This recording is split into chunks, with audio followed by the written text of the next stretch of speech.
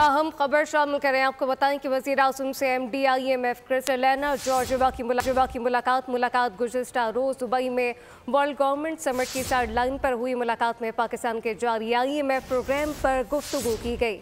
वज़ीर-ए-आज़म का इस्लाहात की रफ्तार को बरकरार रखने का अज़म क़यादा, टैक्स इस्लाहात तवानाई शोबे की बेहतर कारकर्दगी के अज़म क़यादा किया गया। वज़ीर-ए-आज़म शहबाज शरीफ ने इदारा जाती इस्लाहात के नफाज को उजागर किया, जबकि MD IMF ने हुकूमत पाकिस्तान की कोशिशों को सराहा। इस्लाहाती एजेंडे पर अमल दरामद के लिए ज़ेर इक़दाम और क़यादत की तारीफ़ की गई। पाकिस्तान माशी बहाली के हुसूल के बाद तरक्की के राह पर गामज़न है, जबकि ये वाज़ेह किया गया वज़ीर-ए-आज़म से MD IMF क्रिस्टलिना जॉर्जिवा की मुलाकात गुज़िश्ता रोज़ दुबई में वर्ल्ड गवर्नमेंट समिट की साइडलाइन पर हुई।